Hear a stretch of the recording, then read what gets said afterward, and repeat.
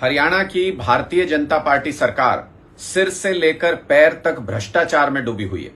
जिस दिन से भारतीय जनता पार्टी हरियाणा में शासन में आई, उसी दिन से इन्होंने लूट शुरू कर दी, भ्रष्टाचार शुरू कर दिया। अब इसके सबूत भी सामने आ गए।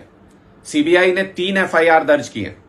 2014 में जब सरकार बनी भारतीय जनता पार्टी की, तब से लेकर के 2016 तक 2 साल में 4 लाख बच्चों का फर्जी दाखिला दिखाया गया सरकारी स्कूलों के अंदर। और इन बच्चों के नाम पर वजीफे के पैसे, मिड डे मील के पैसे, वर्दी के पैसे, सारा खर्चा सरकारी अकाउंट से निकालते रहे। यहां तक कि इन बच्चों के नाम पर फर्जी टीचर हायर किए गए और उनकी तनख्वाह को भी डकार गए। करोड़ों रुपए का गबन घोटाला किया गया भारतीय जनता पार्टी की जैसे ही सरकार शुरू हुई। और देखिए इनका निकम्मापन, किसी और चीज को छोड़िए, सबसे पहला भ्रष्टाचार इन्होंने बच्चों की शिक्षा में किया। सबसे पहला भ्रष्टाचार इन्होंने हमारी नींव खोखली करने के लिए किया। बच्चों की शिक्षा को बर्बाद किस तरह से भारतीय जनता पार्टी कर रही है, कैसे सरकारी स्कूल बंद कर रही है, वो सारा कुछ हमने देखा।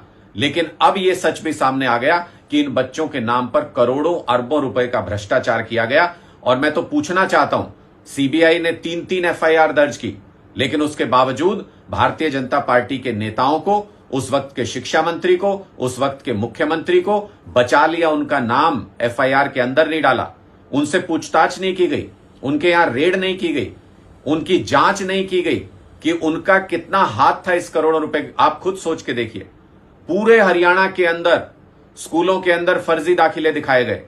किसी एक इलाके का कोई नेता, कोई व्यक्ति ऐसा कर सकता है क्या? इसके लिए स्टेट गवर्नमेंट का हाथ सिर पे होना जरूरी है। और पूरी तरह से पूर्व शिक्षा मंत्री, जो उस वक्त 2014 से 16 तक शिक्षा मंत्री थे, पूरी तरह से अगर जांच की जाए तो उनका हाथ इसके अंदर मिलेगा। उनकी जांच होनी चाहिए। और किस किस तरीके का घोटाला भारतीय जनता पार्टी ने किया, देखिए सुप्रीम कोर्ट के आदेश पे यह एफआईआर दर्ज करनी पड़ी है सीबीआई को। 2019 में सुप्रीम कोर्ट ने कहा था 3 महीने में जांच करके रिपोर्ट फाइल करे सीबीआई। 5 साल लगा दिए सीबीआई ने। क्यों?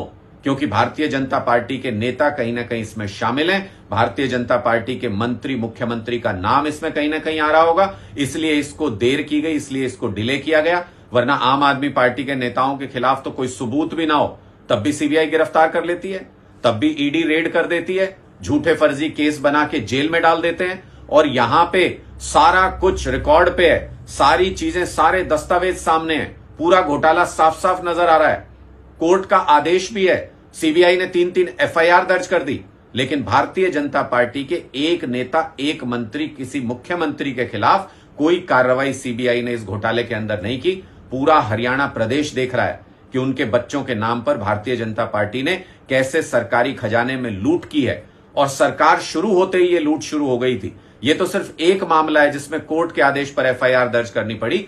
आप सोच के देखिए, अगर 14 में सरकार आते ही ये लोग घोटाला करने लग गए थे, तो पिछले 10 साल में कितने घोटाले, किस किस तरह के घोटाले भारतीय जनता पार्टी के नेताओं और उनकी सरकार ने नहीं किए होंगे।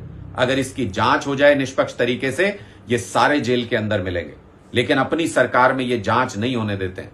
एजेंसियां इनके हाथ में है, सीबीआई भी, ईडी भी, ये जांच नहीं होने देते हैं। जिस दिन सरकार बदलेगी, इनके इन सारे मामलों की जांच करके, जिन्होंने हमारे बच्चों की वर्दी के पैसे, मिड डे मील के पैसे खाए, जिन्होंने हमारे बच्चों की शिक्षा के नाम पर भ्रष्टाचार और गबन किया, उनको जेल के अंदर डालने का काम आम आदमी पार्टी की सरकार करेगी। ये स्पष्ट तौर पर हम कहना चाहते हैं।